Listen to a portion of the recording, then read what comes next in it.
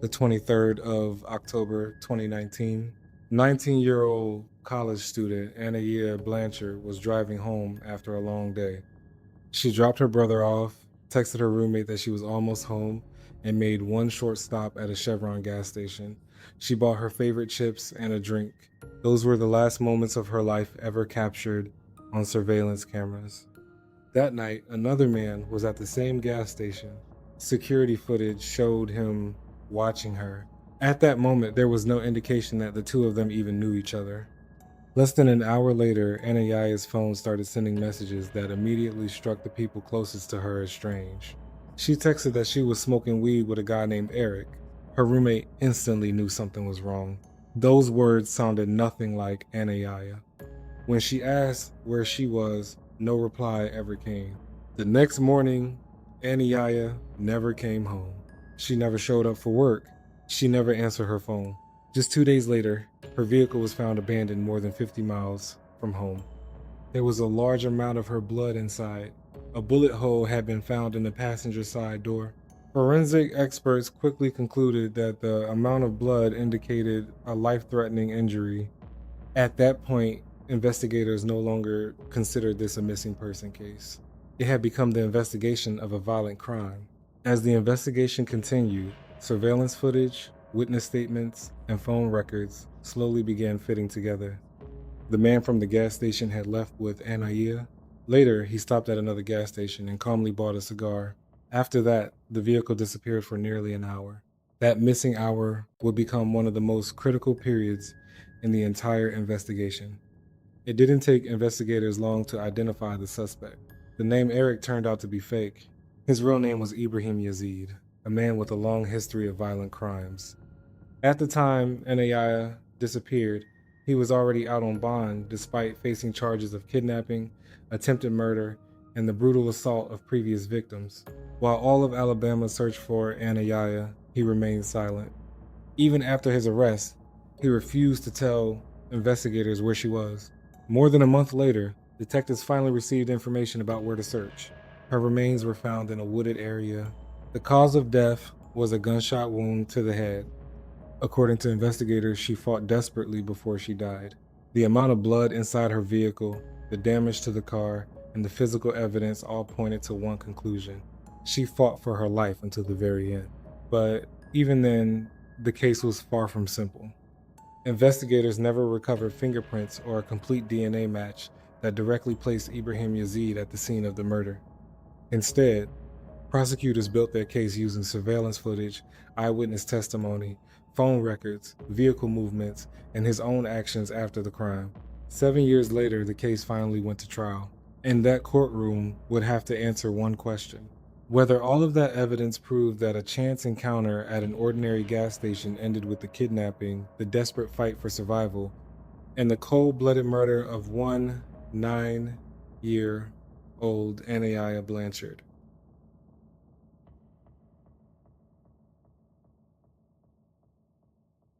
Hey guys, let me grab you for just a second. I'm really curious where my audience is watching from, so I'd love for you to drop a comment and tell me what city you're in and what time it is for you right now. Thanks for taking a moment. Go ahead and share that in the comments. And now let's keep going. 19-year-old Anaya Blanchard grew up in Homewood, Alabama. She was born to Elijah Sr. and Angela, and she shared an incredibly close bond with her brother, Elijah Jr. He was only 7 months older than her, and the two of them were basically best friends from the very beginning. Their father was both a pastor and a businessman. Even after he and Angela divorced in 2004, the family stayed just as close as ever. Angela, who worked as a nurse, later married UFC heavyweight legend Walt Harris. Elijah Sr. also remarried to Yoshiba, a probate judge in Jefferson County. Everyone got along really well, and they kept a strong, loving family relationship. Anaya and Elijah Jr. had been part of Walt's life since they were about 3 years old. He once said, "I never called them my stepson or my stepdaughter. They were my kids. That's always how I saw it. I love them like they're my own. Whenever I won a fight, we'd celebrate together, and when I lost, she was always there to help me get back on my feet. She was the one who kept me going, the voice that wouldn't let me give up. She was always that person for me. That was exactly who Anaya was. She was the kind of person who genuinely cared about everyone around her and almost always put other people's needs ahead of her own. Because Angela worked long shifts as a nurse, Anaya spent a lot of time helping Walt take care of her two younger siblings as she got older. She was also extremely athletic and showed a lot of promise in both softball and cheerleading. When it came time to choose a career, she looked at all kinds of possibilities like art, maybe business, or even teaching. By the end of 2019, Aniya was living in Auburn, Alabama, where she was attending Southern Union College. Her brother was going to Auburn University, just a few minutes away, so they still saw each other almost every single day. Eventually, Aniya decided to major in early childhood education because she wanted to become a teacher. She moved into an apartment with her roommate Sarah and adopted a puppy from a shelter that she named Blue. College, work, and living on her own brought plenty of new challenges, but honestly, she embraced every single one of them. She was really enjoying this chapter of her life. On October 23rd, 2019, Anaya and Elijah Jr. drove from Hamilton to Auburn to attend a funeral. The trip was about 180 miles, so as soon as the service ended, Anaya wanted to head back as quickly as possible. They still had a 4-hour drive ahead of them, and both she and her brother had to work the next morning. About halfway through the trip, they were passing through Birmingham and decided to stop by to see Walt. He was in the middle of training for his upcoming fight. Later, Walt remembered asking them to stay a little longer. I could tell Anaya was exhausted, but she looked at me and said, "No, it's okay, Dad. I'll make it home." She gave him a hug goodbye, then got back on the road. Elijah Jr. and Anaya arrived back in Auburn at around 11 o'clock that night. She dropped her brother off at his place, and before she left, he asked her to give him a call later. I lived only about 3 miles from her apartment. She was really tired behind the wheel, so I told her, "Just go straight home. You gotta get up early tomorrow morning." He later said it had been a long day in every possible way. So the moment Elijah Jr. walked through his front door, he went straight to bed and fell asleep almost immediately. At 11:09 p.m., her roommate, Sarah, sent her a text, "Are you almost home?" Anaya replied right away, "Yeah." Sarah and Anaya shared their live locations with each other through their phones. And while it's a fear that a lot of people can relate to, Sarah said Anaya had an overwhelming fear of being kidnapped or murdered. Every single night before going to bed, she'd check every room in the apartment and make sure all the doors were locked, sometimes more than once. She often had nightmares about something terrible happening to her. She almost never went anywhere alone, especially after dark. About 30 minutes after Anaya's last message, Sarah reached out to her again on Snapchat. "So, did you seriously go somewhere without me?" she asked. About a minute later, Anaya replied, "I'm smoking a joint, low." Sarah was stunned. She had never heard Anaya say anything like that before, and honestly, even the word joint didn't sound like something Anaya would ever say. It just felt completely out of character. "Who are you smoking with?" Sarah asked. "With Eric. I just met him." "Where?" Sarah texted back. There was no reply. By then, it was almost midnight. Sarah checked Anaya's location one last time. It looked like she was near a neighboring apartment complex where a lot of college students lived. Figuring Anaya had unexpectedly gone out with some new friends, Sarah went to bed. The next morning, Elijah Jr. woke up and noticed he hadn't received a single missed call, even though he'd been expecting his sister to call him. At 8 o'clock that morning, Angela tried to reach Anaya on FaceTime, but she didn't answer. Sarah walked into Anaya's room, expecting to hear all about her night and the mysterious guy named Eric. But the room was empty. It looked like no one had been there at all. By that point, it seemed like Anaya's phone had either been turned off or she'd stopped sharing her location. Sarah called Elijah Jr. and told him that Anaya had apparently never made it home. Then she mentioned the name Eric. He later said that in that moment, his heart just sank. If Anaya had planned to leave again to meet someone, she absolutely would have told him. That's just who she was. There was no way she would have disappeared without saying anything. Together, they reached out to a local woman named Karina, the family Anaya babysat for. There was absolutely no chance Anaya would simply not show up for work. But That's exactly what happened. While Sarah drove around town searching for Anaya's car, her family realized it was time to make the phone call they had been dreading the most. They contacted the police. 19-year-old Anaya Blanchard was officially reported missing. Walt and Angela got on the road immediately. Those 2 hours were probably the longest drive of their lives. At first, investigators said they had no evidence that a crime had been committed, but none of this was like Anaya. Nobody believed she had simply chosen to disappear without telling anyone. 48 hours later, her black Honda SUV was found outside Park Place Apartments in Montgomery, Alabama, about 55 miles from her home. The vehicle was badly scratched and dented, but what investigators found inside was even more disturbing. There was a large amount of blood throughout the vehicle. Since her vehicle had been found there, investigators shifted the focus of the search to Auburn, Montgomery, and the nearly 60-mile stretch between the two cities. It was an enormous area to search.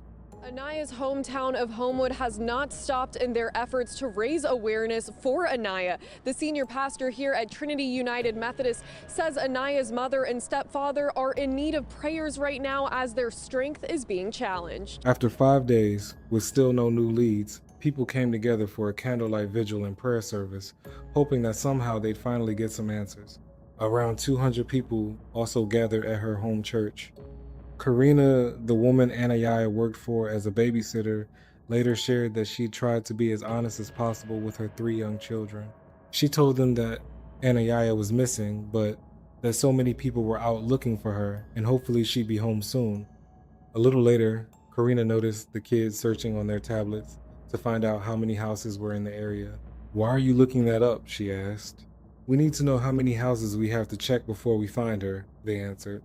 As the search entered its second week, investigators had already received hundreds of tips, and the reward for information had grown to $15,000. Even UFC President Dana White made a donation to help support Walt and Angela.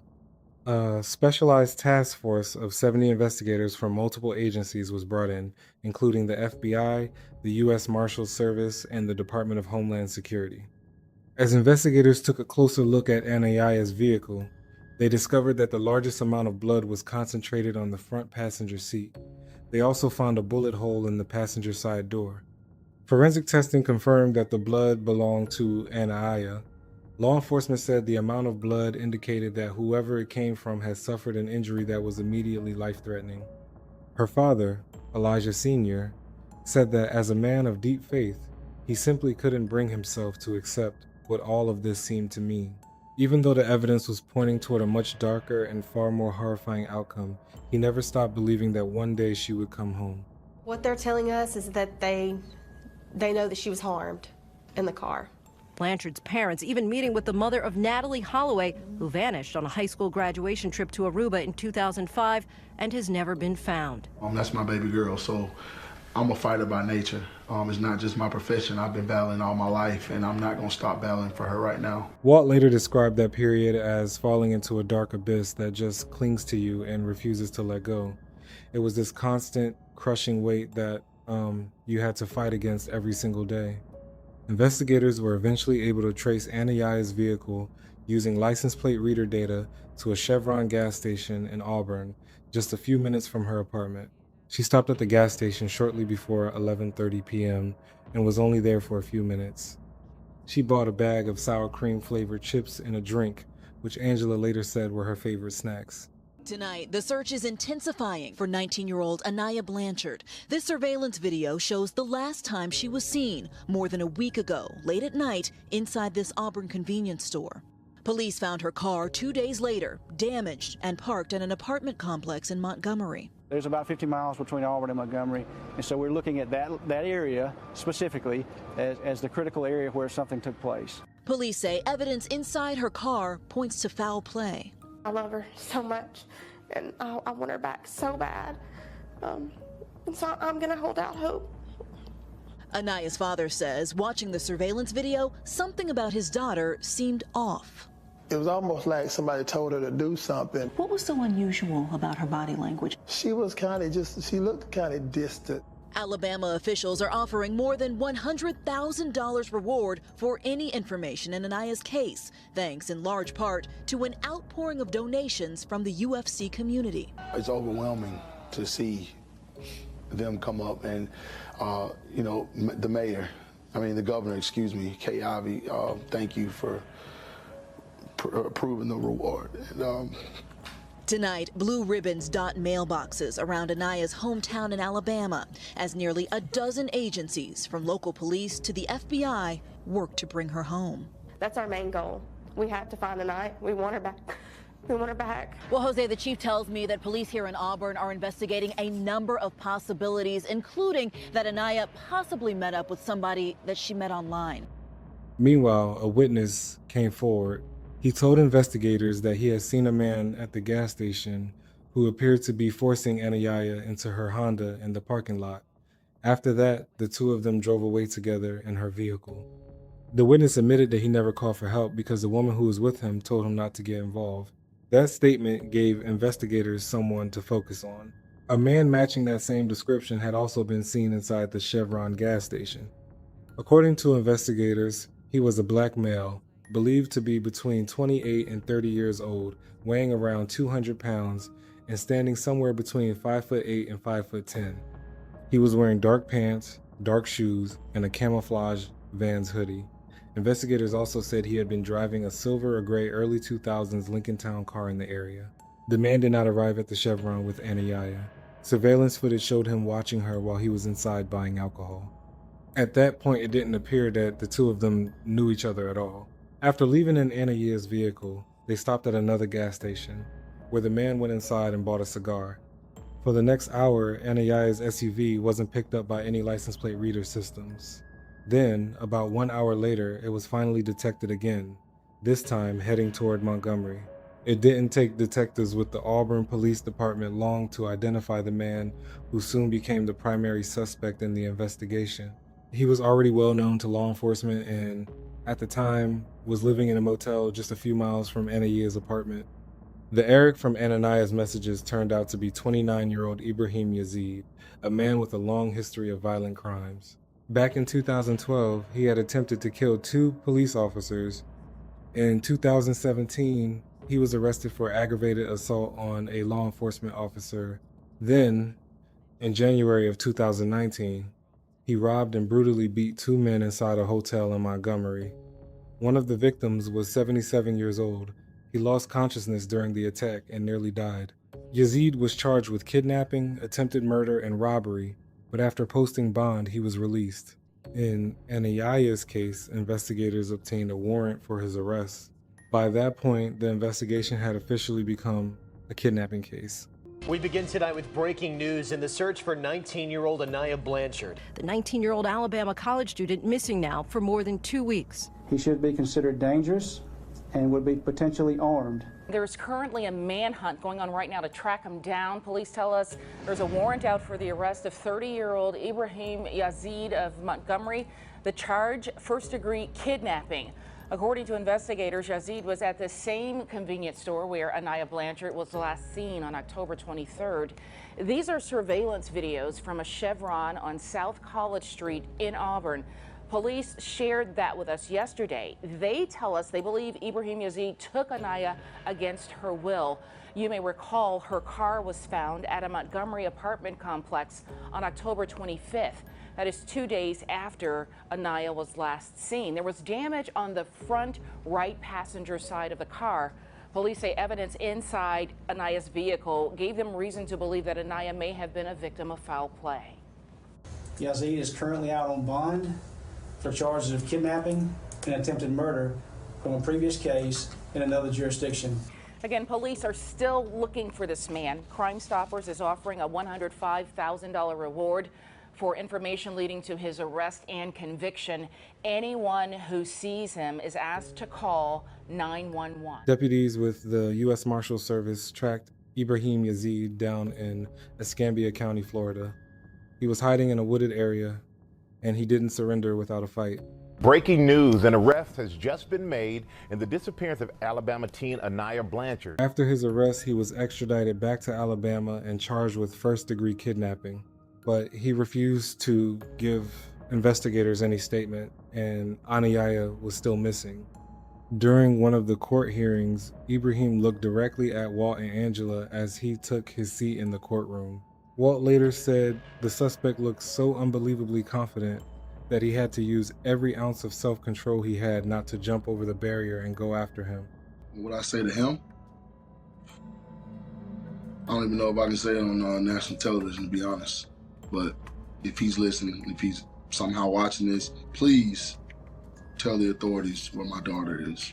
Please. We're still looking for Anaya, and that's what we want, is to find her. We need help finding her because we don't know. We have no information about where she is, and that's the most important thing to us right now, is getting her home. A Lee County judge ordered that Ibrahim Yazid remain in custody without bond. The court also ordered him to provide a DNA sample. While forensic experts were processing his DNA, investigators arrested another suspect. 35-year-old Antoine Fisher was taken into custody and also charged with first-degree kidnapping. According to investigators, Fisher had provided Ibrahim with transportation and helped him get rid of evidence. Antoine Fisher also had a lengthy criminal record. In 2007, he pleaded guilty in a murder case. He received what's known as a split sentence. He served 3 years in prison, while the remaining 17 years of his sentence were suspended. A local news report said, as of this morning, it's been more than 3 weeks since Homewood native Aniyaya Blanchard was reported missing in the Auburn area. Even though a suspect is now in custody, her family still hasn't given up hope that Aniyaya will come home alive. This morning, it has been more than 3 weeks since Homewood native Anaya Blanchard was reported missing from the Auburn area. Even with the suspect now in custody, her family has never given up hope that she would be brought home safely. And joining me now live in Studio 42 is Anaya's father, Elijah Blanchard, and his wife, her stepmother. Thank you so much for being here this morning. One of the most recent developments was the volunteer group Texas Equus Search calling off their search. Talk to us about your reaction to hearing that that portion of the search would be called off. We kind of was figuring that because I don't think they had a specific area that they wanted to search in. So that's what, once that pulled out, but we have full confidence that the Auburn Police Department is going to do their efforts to make sure everything goes good. Yesterday afternoon on Dr. Phil, Anaya's mother and stepfather said they do not believe that this was random, that they believe this may have been premeditated. How do you all feel about that? Do you agree? Do you want me to? Our contention is that this was something random. Basically, by seeing the photos from the car being damaged, we initially start coming up with different scenarios as far as what could have possibly happened. And like I said, again, it's random, and we initially stated that we thought that it was a carjacking, and so that has always been our position. Chief Register and his team are very good. They call me every day, or they send random texts, let me know, what's going on with the case. They've been really good with communicating with us. I have no problem with what they're doing. They're strictly professional, but they don't want to give us anything that's going to be damaged or anything like that. But they are communicating with us daily. All right, Mr. and Mrs. Blanchard, we thank you so much for coming in again this morning. We want you to know our thoughts and prayers remain with your family and with Anaya as the search continues. So thank you again. Thank you so much. And before we go to break, we do want to show you the picture of Anaya Blanchard once again. If you've seen her or have any information about her whereabouts, call the Auburn Police Department tip line. You see that number there on your screen. It's 246-1391, 334-246-1391, and we'll be right back. Police were getting closer and closer to the people responsible, but investigators understood that the chances of finding Aniyaya alive were sadly extremely small. Eventually, Antoine agreed to cooperate with investigators and told them where they could find her. A few days later, on November 25th, just over 1 month after Aniyaya disappeared, human remains were discovered in a wooded area behind a church in Macon County. Pieces of clothing were scattered around the scene, and not far away, investigators found a single shoe. District Attorney Brandon Hughes took a photo of the shoe and asked Angela and Walt to come to the sheriff's office. Walt looked at the picture only once. Without saying a word, he walked out of the room. Then he started screaming and punching the wall. He recognized that shoe immediately. He had bought those shoes for Anaya during a trip to New York. Braden Hughes later admitted that over the years, he's seen a lot of horrific things, but even now, remembering how completely that moment broke Walt, he still couldn't hold back his tears. And a lot of developments happening today. As a matter of fact, Auburn police say investigators received information about the possible location of a body during their ongoing investigation into Blanche's disappearance. This is the area where the remains were discovered Monday morning, a rural area several feet into the woodline. The Lee County District Attorney says there is good reason to believe the remains are Blanchard's. 2 suspects have been charged with kidnapping her. Well, today there is new information, but not what anyone wanted to hear. Yazid and Fisher are being held now in the Lee County Jail. They are being held without bond. The remains were confirmed to be Anaya's. The cause of death was a gunshot wound to the head.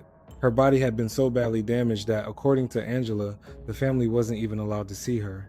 They were told it would simply be too traumatic. While crime scene investigators continued processing the area where her remains had been found, Angela spoke during a memorial vigil.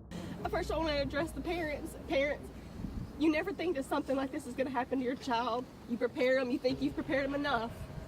I thought I did. I talked to Anaya about it every day on the phone. Hey, Anaya, make sure you're not, going anywhere by yourself at night. Make sure you're not doing, yeah, Mom, I know, I'm good, Mom, I got this. Trusted her with all my heart. But nothing you do can prepare you for some evil that is out there, y'all. Please. So I'm begging parents, put just a little bit more, teach your kids a little bit more. Right now, I feel guilty. Maybe even nothing I could have done, but I should have prepared her just a little bit better for things she might have came into contact with. The whole community, it's always been good, but now seeing the support that we have for what's happened to her, this would make, she's smiling right now in heaven. I can tell you that right now. She's not smiling, no. Anaya is laughing, and she's laughing at y'all. I can tell you right now, she's laughing at y'all. But this is making her heart smile. It's making my heart smile because we all know how special of a girl that Anaya was. She put everybody before her. She wanted everybody to have fun and laugh. And it was always, if y'all were having a good time, she was going to make sure you were having a good time because life was good for her. And she was a happy, happy, happy girl. And that's just the bottom line. Later, another man was arrested. 63-year-old David Lee Johnson Jr. was charged with obstructing justice. He admitted that he knew his son had helped Ibrahim flee the state after a warrant had already been issued for his arrest. DNA testing revealed that biological evidence from at least 2 people was found on the steering wheel, including Anaya. Investigators found the same result on a vape cartridge that had been left in the vehicle's cup holder. The driver's seat headrest also contained a mixture of DNA from at least 2 people. However, the second male DNA profile was too incomplete to make a comparison. The same issue came up with the DNA recovered from the gear shift. That made the investigation much more difficult, although detectives said situations like this aren't unusual. One investigator also noticed that the driver's side door handle had a strong smell of disinfectant. So it was entirely possible that someone had thoroughly cleaned the vehicle in an attempt to remove forensic evidence. Even so, prosecutors believed they already had more than enough evidence to move forward. In early December, the charges against Ibrahim were upgraded. In addition to first-degree kidnapping, he was charged with 2 counts of capital murder, murder committed during a kidnapping, and murder committed during the commission of another felony. Despite the arrests of 2 other people, detectives said Ibrahim had acted alone when he kidnapped Anaya Blanchard, and they believed he alone was responsible for her murder. In court, Ibrahim pleaded not guilty. The district attorney immediately announced that the prosecution would seek the death penalty. Every time Ibrahim appeared in court, he smiled, laughed, and deliberately stared people straight in the eyes. At one hearing, he even abruptly turned to the judge and said, I'm innocent. No concrete evidence. His attorney tried to get him to be quiet, saying that Ibrahim showed no remorse, wouldn't even begin to describe the reality. Before the end of the year, all charges against Antoine Fisher were officially dropped, Investigators concluded that his actions did not rise to the level of participating in the kidnapping or the murder. Because of that, his attorneys filed a motion to dismiss the case and the judge granted it. Still, Antoine provided investigators with additional testimony against Ibrahim. He said Ibrahim showed up driving Anaya's black Honda. The two of them then drove to the parking lot where her vehicle was later recovered. Ibrahim left the Honda there, got into Antoine's pickup truck, and they drove to a church in a wooded area. According to Antoine, he watched Ibrahim pull something wrapped in a blanket out of the truck bed. He could see two legs sticking out. After Ibrahim got back into the truck, he told Antoine that he had shot the young woman after she reached for his gun. Investigators ultimately concluded that Antoine's actions amounted to helping conceal the crime after it had already happened, not participating in the kidnapping itself. The charges against David Lee Johnson Jr. were also dropped. Pre-trial hearings were scheduled for April of 2020, but like everyone remembers, the pandemic and the lockdowns that followed completely changed what happened next. As a result, the entire court process essentially came to a standstill while Ibrahim Yazid was waiting for trial. His violent behavior didn't stop. During his time in jail, he was hit with another criminal charge after biting a correctional officer. On top of that, investigators also charged him in connection with the unsolved 2018 murder of Stephen Hami. Stephen had been shot multiple times in a wooded area. He was rushed to the hospital but later died from his injuries. Ibrahim was also charged with the attempted murder of a woman who was shot in the face during that same attack in which Stephen was fatally wounded. Jury selection will continue tomorrow morning in the trial of Ibrahim Yazid. Of the 450 jurors summoned for the case, 105 appeared in court. Some of them will return tomorrow alongside others scheduled to be reviewed. The selection process could take up to a week. Homewood City Hall lit up in blue tonight in honor of Anaya and her family. During the trial, Anaya went to Homewood High. The city says this will go on for the next 10 nights as a symbol of remembrance, support, and unity. In March of 2026, 7 years after it had all begun, Ibrahim Yazid finally went on trial. He still maintained that he was not guilty. The defense argued that there was no direct evidence, no fingerprints, and no DNA that physically tied Ibrahim to the crime. His attorneys insisted that the prosecution simply hadn't proven its case. His attorney argued, "We're dealing with assumptions. The assumption that he kidnapped her, the assumption that he robbed her, the assumption that he killed her, and that's all you've got." However, the forensic expert explained that the absence of matching DNA on certain items isn't unusual at all, and it certainly doesn't prove that Ibrahim was never in the vehicle with Anaya. Instead, the prosecution built its case primarily around surveillance footage, eyewitness testimony, and cell phone data. At first, investigators considered the possibility that Anaya had met Eric through a dating app, but after looking into it, they found absolutely no evidence to support that theory. Everything investigators uncovered pointed to the same conclusion. What happened that night appeared to be a random crime. Ibrahim saw Anaya alone at the gas station, and that's where he chose her as his victim. Prosecutors also argued that the messages Sarah received from Anaya's phone may have actually been sent by Ibrahim himself in an effort to mislead everyone and buy himself more time. When it came to the kidnapping charge, prosecutors had already adjusted the way they planned to present the evidence in court. One witness at the gas station said he saw Anaya being forced into her vehicle, but there was a brief gap in the surveillance footage. The camera showed Ibrahim walking out of the convenience store and then getting into the front passenger seat of Anaya's vehicle. Because that short stretch wasn't captured on video, prosecutors couldn't say with certainty exactly what happened between them during those moments or what was said. To prevent the defense from arguing that Anaya had willingly led Ibrahim into her vehicle and that there was therefore no kidnapping, the prosecution focused on something else. Even if you assume she initially allowed him into the car voluntarily, the massive amount of her blood on the passenger seat, along with the spent shell casing found lodged in the vehicle's door, showed that she was later fighting for her life. At some point, the situation clearly turned violent. From that moment on, nothing that happened was with her consent. Anaya fought desperately to survive. That legal argument allowed prosecutors to preserve the kidnapping charge even if the defense tried to challenge it. Prosecutors also suggested that, in the final moments of her life, Anaya may have tried to grab Ibrahim's gun to defend herself. That theory matched the statement Antoine said Ibrahim made to him after the crime. The capital murder trial for Ibrahim Yazid entering the final stages as the state and defense rest their cases in Lee County late today. Jason, today we heard from a forensic anthropologist and from the chief medical examiner in Alabama. They were both on site in Macon County where Anaya Blanchard's remains were discovered. Now, those remains were very scattered, and they worked together to evaluate 1,700 square meters of woods. The forensic anthropologist, alongside her team, worked to recover several different bones, including skull fragments, vertebrae, ribs, soft tissue, and teeth. While on the stand, she said based on the bone fusion, bone length, and shape and size of the skull, she was able to determine the remains belonged to an African-American woman in her late teens, saying they were consistent to Anaya Blanchard. Overall, the prosecution called more than 40 witnesses to testify. The defense, on the other hand, rested its case without calling a single witness. After 6 days, the trial came to an end.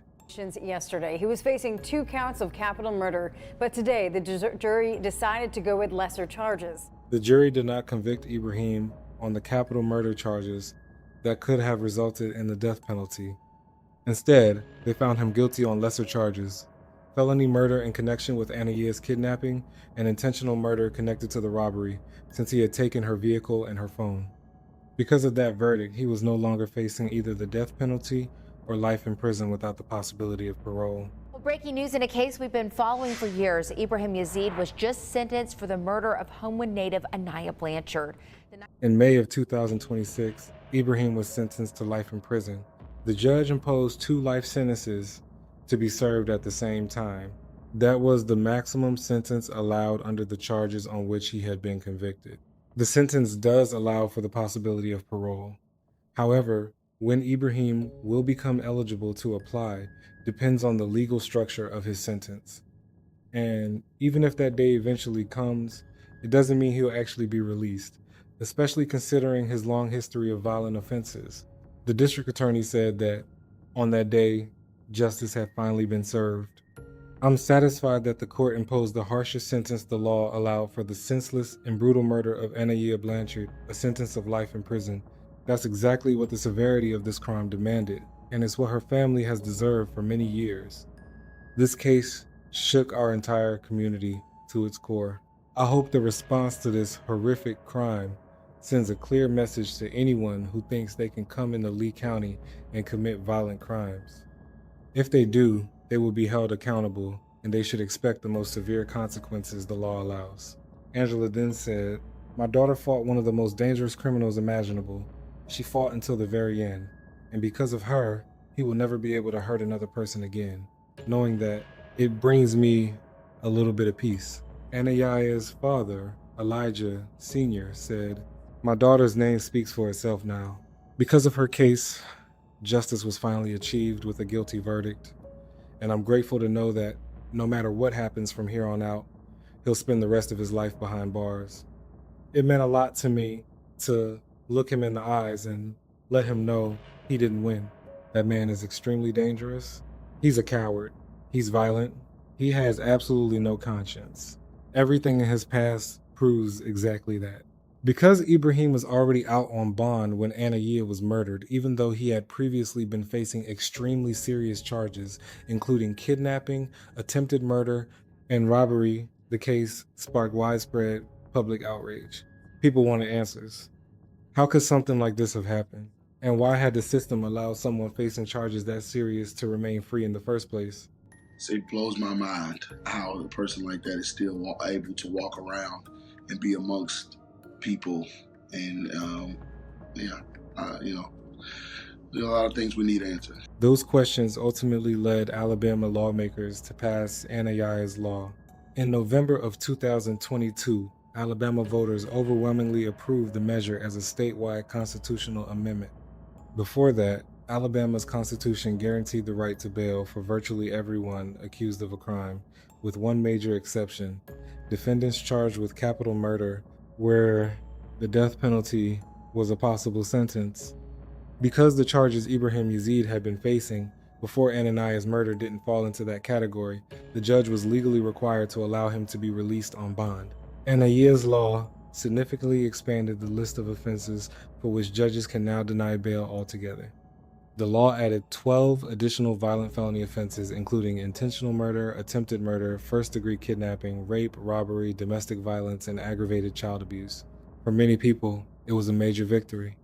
Mayor Jimmy Gardner summed it up in a simple but powerful way. His words reflected the lesson many believed had come from a tragedy that left little room for doubt. People who commit violent crimes shouldn't be given another opportunity to go back out into the community and hurt someone else. Then he added, I believe everyone should have the opportunity to receive bail. But when you're talking about someone who's already committed a violent crime and is being released back into society, there's just no reason to give that person another chance. They've already shown they can't live as a law-abiding citizen. In his view, the justice system should protect potential victims, not create situations where dangerous offenders are given another opportunity to destroy someone else's life. He also shared that Ananiah's family founded a nonprofit organization called Ananiah's Heart, dedicated to teaching young people about personal safety. For her family, it became a way to make sure Ananiah's story wouldn't end with nothing but heartbreak. They wanted her name to stand for more than tragedy. They wanted it to be connected with helping others avoid the same kind of danger. Through education and community outreach, they continue working to preserve Ananiah's memory. They organize public awareness events, speak with young people about personal safety, and do everything they can to make sure their daughter and sister leaves behind something greater than the pages of a criminal case file. A scholarship was also established in Ananiah's honor, and a memorial bench was placed in one of her favorite parks. Those places have become quiet reminders of a young woman whose life was taken far too soon, but whose memory continues to live on through the people who loved her. This case became a chilling reminder of just how quickly a person's life can change forever. Everything happened during what seemed like a completely ordinary moment. Nothing about the situation appeared suspicious. It looked like just another normal day. Ananiah Blanchard was doing exactly what millions of people do every single day. She pulled into a well-lit gas station to grab a drink. It was supposed to be a quick stop that would last only a few minutes. Nothing about that place seemed dangerous. There was no obvious reason to believe she was in any kind of danger. She could never have imagined that failures within the legal system would ultimately cost her her life. Decisions made long before that night became part of a chain of events that led to consequences no one could ever undo. After losing his sister, Elijah Jr. almost completely withdrew from the world.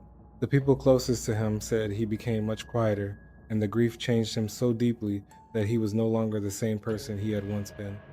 Today, he takes care of Ananiah's dog Blue and tries to focus on simple everyday routines, hoping they can, even if only for a little while, take his mind off the pain. Caring for Blue became one small connection to his sister that still remained after her death. Her younger brother fell asleep every night, holding her photograph in his hands. For him, it was the only way to feel, even for just a moment, like his sister was still there with him, even if only in a picture. Her younger sister, who was only 6 years old at the time, kept asking where Ananiah was, unable to understand that she was never coming back. Because of her age, she couldn't fully grasp what death really meant. So she kept asking the same question over and over, hoping that somehow the answer would be different this time. One day, Walt was even called to her school because she couldn't stop crying over how much she missed her sister. Her grief was so genuine and so open that there was no way to hide it. For the entire family, it became yet another heartbreaking reminder of just how deeply this loss had changed every one of their lives. Angela said, "Anna was born on my birthday, June 22nd. It was supposed to be something special that only the two of us would always share. Now, even the ordinary moments of everyday life hurt, because Ananiah should still be here with us. Her brothers and sisters have to live the rest of their lives without her, and I have to spend the rest of my life without my daughter. There isn't a sentence in this world that could ever give us back what was taken from us."